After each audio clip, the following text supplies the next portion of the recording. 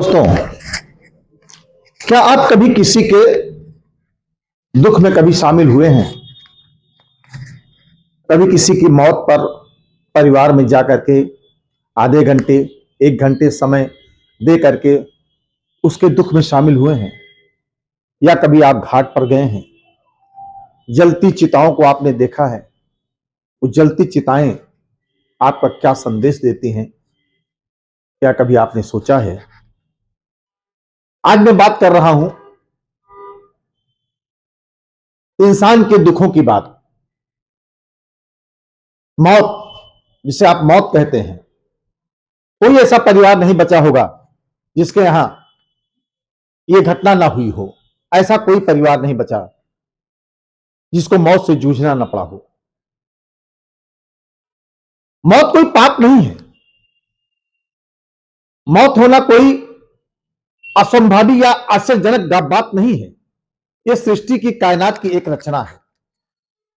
जैसे बच्चा पैदा होता है, तरुण अवस्था में आता है, युवा अवस्था में आता है, अधेड़ होता है, बुजुर्ग होता है, फिर उसको जाना पड़ता है। एक लाइफ साइकिल बनी है पूरी। वही हाल मौत। मौत में कोई बहुत ज्यादा लोगों को गम भी नहीं करना चाहिए, लेकिन हाड़ मांस के शरीर है। हम दुनिया इस धरती पर रहते हैं जिसे सबसे ज्यादा बुद्धिजीवी वर्ग रहते हैं। शोक में होना चाहिए। शोक का कारण है, अगर आप अपने परिजनों के लिए शोक नहीं करेंगे तो आप मूर्ख कहलाएंगे। शोक भी होना चाहिए, व्यवस्था भी होनी चाहिए, कार्यक्रम भी होने चाहिए, संस्कार भी होने चाहिए। आखिर मैं मृत्युलोक में हूं, मैं स्वर्गलोक में नहीं हूं, और मैं कलयुग में जी रहा हूं। लेकिन एक बात है, किसी की मौत पर हंसना नहीं चाहिए। यह गलत बात है। आजकल हम लोगों का जमीर इतना गिर चुका है, इतना कुंठित हो गया है, हम किसी के सुख को देख करके दुखी हो जाते हैं और दुख को देखकर आनंदित होते हैं। हम किस दुनिया में जी रहे हैं? हम क्या सोच रहे हैं? क्या यह हमारा मानवता का लक्षण है? क्या हम मानव कहलाएंगे? ऐसी सोच के लोग जो कुछ भी दुनिया में जो कर रहा है उसको उसका फल जरूर मिलेगा। आपका कर्म ही आपके परछाई के साथ, आपके शरीर, आत्मा और बुद्धि के साथ रहता है और जाता भी है। आपकी शरीर छूट जाएगी, जला दी जाएगी, दफन कर दी जाएगी, प्रवाहित कर दी जाएगी, लेकिन अगर आपके साथ रहेगा तो कौन? आपका कर्म रहेगा। जब आपका कर्म आपका साथ मजबूती के साथ देगा तो वहीं आपके पीछे धर्म भी खड़ा रहेगा। कर्म और धर्म सगे भाई हैं। आप कर्म करेंगे तो धर्म साथ रहेगा, और कर्म नहीं करेंगे तो धर्म भी कर्म के साथ दूर चला जाएगा। इंसानियत का यही तकाजा है। आप कभी शमशान घाट जाइए, वहां जलती चिताओं को देखिए। जो जल रहा है, कितने अरमान थे उसने पूरी जिंदगी अपने परिवार, अपने देश, अपने प्रदेश, समाज के लिए जीता था और करता था, काम करता था, लेकिन अचानक वो सब कुछ छोड़ के जा चुका है और उसकी मिट्टी, उसकी शव को जला दिया जा रहा है। 10 घंटे भी नहीं रोका जाता है उस व्यक्ति को, 5 घंटे भी नहीं रोका जाता है उस व्यक्ति की। आपके कर्म, आपकी सांसें, सांस ही आत्मा है। जब सांस बंद हो जाएगी तो ही आत्मा बंद चली गई। आदमी कहता है कि नहीं कि आत्मा निकल गई। सांस ही आत्मा है, लेकिन सांस यानी हवा, हवा दिखाई नहीं पड़ती है, महसूस की जाती है। जिस दिन आप, आदमी कहता नहीं, जिस दिन आपकी सांसें बंद हो जाएंगी उस दिन आप स्वर्ग सिधार जाएंगे, स्वर्ग जाएंगे, नर्क जाएंगे। ये किसी ने नहीं देखा है। आपका कर्म सही है तो आप स्वर्ग जा रहे हैं, आपका कर्म गलत है तो आप नरक ढूंढेंगे। ऐसी भी कोई व्यवस्था मैं मानता नहीं हूं। मैं सिर्फ ईश्वर के बनाए हुए विधान को मानता हूं कि मौत ही निश्चित है। मौत के अलावा सब मिथ्या है, सब झूठा है। मौत तो सबको आनी है, इसे खुशी खुशी गले लगाना चाहिए। लेकिन जब आपका दिल दुखी हो, जब आपको लगे कि आज मेरे मन में कुछ पीड़ा है, तो आप जाके शमशान के किनारे बैठ जाइए और किसी जलती चिता को देखिएगा। आपके अंदर एक नई अनुभूति, एक नया विचार, एक नया संस्कार जन्म लेगा कि अगर इसी तरीके से जल जाना है इस शरीर के लिए दूसरों का गला क्यों घोटा जाए, इस शरीर के उत्थान के लिए दूसरों का पतन क्यों किया जाए। जब ये शरीर जल जाना है, जब ये शरीर रहना ही नहीं है, तो इस शरीर के लिए इतनी ज्यादा मार काट करके शरीर को स्वर्ग बनाना की क्या जरूरत है, स्वर्ग बनाने की क्या जरूरत है। हम तो गृहस्थ हैं, हमसे भी छोटे लोग हैं, हमसे भी बड़े लोग हैं, साधु संत महात्मा हैं जो शरीर से मोह माया रखते हैं, जबकि वो दूसरों को कहते हैं कि सब मोह माया है, लेकिन खुद इतनी मोही हैं कि 50 रुपए का नोट गिरा रहेगा उठा लेंगे, आसपास नहीं देखेंगे। मैं सबकी बात नहीं कहता, लेकिन बहुतायत ऐसी संख्या है। गृहस्थ ही असली संत है, गृहस्थ व्यक्ति ही असली महंत है, गृहस्थ व्यक्ति ही भगवान का अंश है। अक्सर ऋषि मुनि गुरु कहते हैं कि वो व्यक्ति अपने समाज के साथ, अपने परिवार के साथ, अपने सेवा के साथ, अपनी नौकरी के साथ, अपने पेशा के साथ भगवान को याद करता है, गुरु को याद करता है, वो सबसे बड़ा संत हुआ। बाकी तो संत पीतांबर धारण कर लीजिए, श्वेतांबर धारण कर लीजिए, काला कपड़ा पहन लीजिए, निकल जाइए, क्या है, राम राम ही तो कहना है, बाकी कोई काम नहीं है। वो उतने बड़े संत नहीं होंगे जितने बड़े संत आप हैं। आप अपने को जागृत कीजिए, अपने को जगाइए और अपने मन में एक किनारे कहीं रखिए, किस महल को छोड़ के जाना है। जिस दिन आपको इस बात का एहसास हो जाएगा, उस दिन आपके अंदर से गलतियां निकल जाएंगी। आप गलत किसी के साथ नहीं करने देंगे, ना गलत करेंगे, क्योंकि जब इस बात का एहसास हो जाए, जिस बात का अगर इस बात की एहसास हो जाए कुर्सी छूटनी है, तो उस कुर्सी से मोह नहीं रहेगा। अगर ये मोह हो जाए कि नहीं कुर्सी मेरी है, मेरे साथ ही जाएगी, तब आपको मोह हो जाएगा, तो कुर्सी जल्दी छूट जाएगी।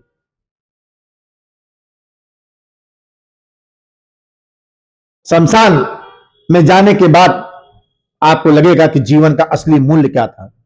व्यक्ति के ना रहने पर ही उसका पता चलता है कि उसका असली मूल्य क्या था। किसी चीज को सरलता से अगर आप प्राप्त कर लेते हैं, कठिनाई नहीं आती है, आप उसका मूल्य नहीं समझते हैं।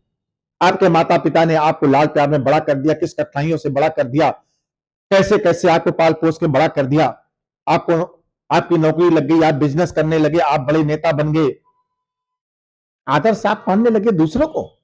आपके माता पिता आदर्श नहीं है।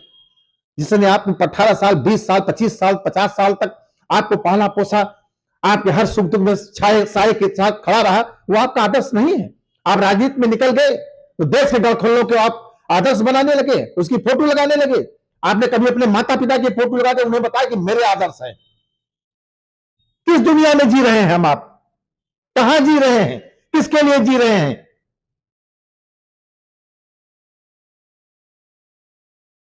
भाइयों बहनों बेटियों, युवाओं से, मैं खासतौर युवाओं से अनुरोध करना चाहता हूं कि वो अपनी पढ़ाई, शिक्षा, दीक्षा के साथ अपने माता पिता, गुरु, बड़ों का सम्मान करें, देश के राष्ट्र कानून का सम्मान करें, अच्छे व्यक्तियों को अच्छा कहें और गलत को गलत कहें। आजकल की तरीके से मुंह देखी बात ना करें। जो गलत है गलत है, जो सही है वो सही है। और जब कभी भी मन में उदासी हो, शमशान घाट की तरफ आप जाएंगे, आपकी उदासी दूर होकर के आपके शरीर में, आपके चेतन में एक नव चेतना का संचार होगा। ये आप लिख लीजिए और अनुभव कर लीजिए, कड़वा अनुभव है। ये सब किसी से बताया नहीं जाता, अनुभव किया जाता है। पीड़ा किसको नहीं होती है? पीड़ा किसी ने, भगवान को पीड़ा हुई थी। धरती पर नर लीला कर रहे थे, हमारे तरीके से थे, लेकिन मनुष्यों में मर्यादा पुरुषोत्तम थे। मर्यादा की पुरुषोत्तम, मतलब सबसे उत्तम उनकी काटी थी, तो मर्यादा पुरुषोत्तम भगवान श्री राम हुए हैं। मर्यादा मर्यादा अगर जिसने भी लागी है उसके साथ अन्याय हुआ है। माता सीता ने लक्ष्मण रेखा को क्रॉस किया, उनका अपहरण हो गया था। लेकिन वो सब लीलाएं हैं, भगवान की लीलाएं, इसमें कहीं ऐसा कुछ नहीं है। वो मर्यादा की केवल बताया जाता है चाहे बहन हो, चाहे बेटी हो, चाहे पत्नी हो, चाहे माता हो, चाहे पिता हो, चाहे पुत्र हो, चाहे भाई हो, चाहे बहन हो, जिसने भी अपनी मर्यादा लागी है उसके साथ गलत हुआ है। इस समय नहीं, आपके सामने गुजरता होगा, आप अपने आसपास देख लीजिए। बहुत पहले 10 साल 20 साल पहले उनका रहन सहन कैसा था, आज उनका रहन सहन कैसा हो गया है। जीवन में हमेशा उतार चढ़ाव आता है, रंग बदलते रहते हैं, जैसे पतझड़ सावन बसंत बहार, एक बरस के मौसम चार, ये गीत है, वैसे जीवन में है। जीवन में भी चारे मौसम होता है, पैदा हुआ, बच्चा हुआ, युवा हुआ, अधेड़ हुआ, फिर बुजुर्ग हुआ, चार ही जीवन में है। हमारे जीवन में भी चार बसंत हैं।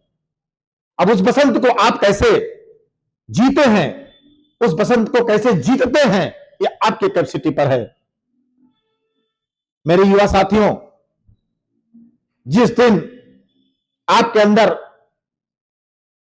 यह पता चल जाएगा, आप अपने आप ये सोच लेंगे कि मैं कौन हूं, मैं इस धरती पर क्यों आया हूं, मेरा क्या कर्तव्य है, उस दिन आपका जीवन बन जाएगा। भगवान श्री राम अगर राजा बने होते तो आज ये मंदिर ना बनता। भगवान श्री राम उस रात को अगर माता कैकेयी घूट जहर का घूट पी करके भगवान राम को वनवास न दिलाई होती तो आज ये मंदिर ना होता, आज ये राम ना होते, आज कोई दूसरा राम होता, दूसरा श्याम होता, दूसरा कुछ होता। कुछ बनने के लिए, कुछ पाने के लिए त्याग जरूरी है। भगवान श्री राम बन गए, लोगों का कल्याण हुआ, कोल भील SC ST साधु संतों को दर्शन देके उनका सदियों से उन्होंने उद्धार किया, उनको दर्शन दिया, और अत्याचारी अभिमानी रावण का संहार किया, तब राम श्री राम हुए। नहीं तो पहले राजा राजकुमार थे, नहीं राजा राजकुमार ही रह जाते, राजा बन जाते, चक्रवर्ती सम्राट बन जाते, इतना नाम ना होता। बहुत से राजा चक्रवर्ती है, बहुत से लोग नहीं जानते हैं, राजा हुए, लेकिन वो बन गए तो बन गई। हमको आपको अपनी मर्यादा, अपनी संस्कृति, अपने सिद्धांत से समझौता नहीं करना चाहिए। हम युवाओं से भी यह आग्रह करते हैं, खासतौर से मैं युवाओं के लिए यह वीडियो बना रहा हूं कि तुम कल के भविष्य हो। तुम्हारे अंदर नशे की लत नहीं होनी चाहिए, तुम्हारे अंदर मोबाइल की ज्यादा लत नहीं होनी चाहिए। अगर आप 4 घंटे वीडियो देख रहे हो, 5 घंटे देख रहे हो, तो आप उसको 50 मिनट, 30 मिनट, 20 मिनट कर दीजिए। जितनी कम स्क्रीनिंग आप करेंगे उतना आपका दिमाग तेज होगा। मोबाइल ने आपका दिमाग कमजोर कर दिया, हमारा दिमाग कमजोर कर दिया है। अब मुझे कोई काम होता, समय देखना होता, घड़ी की तरफ नहीं, घड़ी नहीं देखते हैं, कोई मोबाइल देखते हैं। कैलकुलेटर नहीं रखते हैं, कोई कैलकुलेटर मोबाइल तोड़ कर देते हैं। कुछ पूछना होता जेमिनाई पूछ लेते हैं, हम किताब नहीं पलटते हैं। मोबाइल ने हमको पंगु बना दिया है, मोबाइल ने हमको बेवकूफ बना दिया है, मोबाइल ने हमको दिमाग से पैदल कर काम कर रहा है। कम मोबाइल देखिए, मोबाइल जरूरत के अनुसार, मोबाइल बहुत अच्छी चीज है, मैं फिर कह रहा हूं, लेकिन जरूरत के अनुसार उसके प्रयोग कीजिए। रील बनाने के लिए जो हमारे आजकल की कुछ युवतियां, बहनें, माताएं, सब जो इस तरीके से बड़ी बड़ी, मतलब देखा बड़ी बड़ी उम्र की महिलाएं आ रही, शादीशुदा महिलाएं जिस तरीके से पोस्ट देती, कभी इसको मत देखिए, उनको स्क्रैप कर दीजिए। और मैं तो सोशल मीडिया से कई बार कह चुका हूं, फेसबुक से, मेटा से मैं रिक्वेस्ट भी कर चुका हूं कि ये आपका 2 साल से लेकर बच्चों से लेकर 100 साल तक बूढ़े तक देखते हैं। साधु देखता है, संत देखता है, डाकू देखता है, अच्छा अधिकारी देखता है, बच्चा देखता है, बच्ची देखती है, शिक्षक देखते हैं, टीचर्स देखते हैं। ऐसे कभी अर्धनग्न वाले प्रसारित ना करें, लेकिन नहीं माने उसी में पैसा है, कोई बात नहीं है, आप सही चीज है उसको देखिए। बाजार है, बाजार में जो अच्छी चीज होती है लोग उसे खरीदते हैं। जब अस्पताल में आप जाते हैं तो ये नहीं पूछते हैं कि हमारी जात का डॉक्टर कौन है, आप ये पूछते हैं इस अस्पताल में सबसे अच्छा डॉक्टर कौन है। उसी तरीके से आप मोबाइल चलाइए, जो मोबाइल का अच्छा हो, जो मोबाइल का अच्छा प्लेटफॉर्म हो, उसे देखिए, उसे सुनिए, अपने अंदर एक योग्यता जगाइए। मेरे बच्चों, जिस दिन तुम्हारे अंदर एक जुनून आ जाएगा, एक एम उद्देश्य आ जाएगा, एक कोई आपके दिमाग में कोई महापुरुष का छवि बन जाएगी, मुझे ऐसा बनना है, आप उस दिन बन जाएंगे। हमारे बच्चों के अंदर कमी क्या इस समय है, वो कुछ सोचते नहीं है, वो केवल पढ़ाई रट्टू विद्या करते जाते हैं। उनमें संस्कृति का भी हास हो रहा है। शिक्षा तो मिल रही, लेकिन दीक्षा का नुकसान हो रहा है। महंगे महंगे स्कूलों में पढ़ रहे हैं, उन्हें संस्कार का बिल्कुल ज्ञान नहीं है। हाय हेलो मम्मी डैड करते रहते हैं। हमारी भारतीय सभ्यता है, भारतीय सभ्यता है। हम अपने भारतीय, हम कितना भी ऊंचे पढ़ जाएं, कितने भी इंग्लिश मीडियम में पढ़ जाएं, लेकिन हमको अपने संस्कार, सनातन संस्कार, पौराणिक संस्कार, ऐतिहासिक संस्कार को हमको नहीं भूलना चाहिए। हमको अपने माता पिता, बड़े भाइयों, गुरुओं, संतों का आदर करना सीखना चाहिए। हमारा देश ऋषियों मुनियों का देश है। ये वसुधैव कुटुंबकम कहा गया। हमारा तो, हम तो पूरे दुनिया को अपना भाई मानते, कुटुंब मानते, परिवार मानते हैं।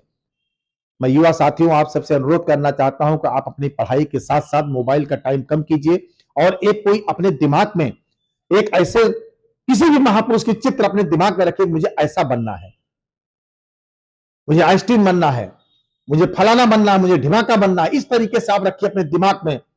देखिए आपका विकास होगा। आपका जब विकास होगा तो आपके माता पिता का सीना चौड़ा होगा, आपके गांव का नाम रोशन होगा। देखिए बहुत से बच्चे आईएएस बन जाते हैं, बहुत पीसीएस बनते हैं। पीपल देखिए उनके गांव का नाम अखबारों में छपता है, टेलीविजन में आता है, उस गांव के लोग बताते हमारे यहाँ का फलाना बेटा आया है। मैं नहीं कहता हूं आईएएस बनी है, सब पीसीएस बनी है, पीपीएस बनी है, ऐसा कुछ नहीं है। ये बहुत सीमित नौकरियां हैं। हर साल मुश्किल से 1800-700 निकलती हैं। लाखों 10-10, 20-20 लाख लोग शामिल होते हैं। ऐसा कुछ नहीं है।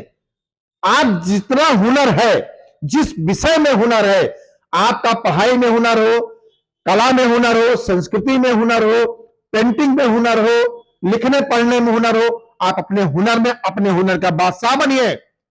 महलों के दरबार से अच्छा अपनी झोपड़ी का मालिक बनिए। मैं यही अनुरोध करता हूं बच्चों, आप सभी को आज के लिए।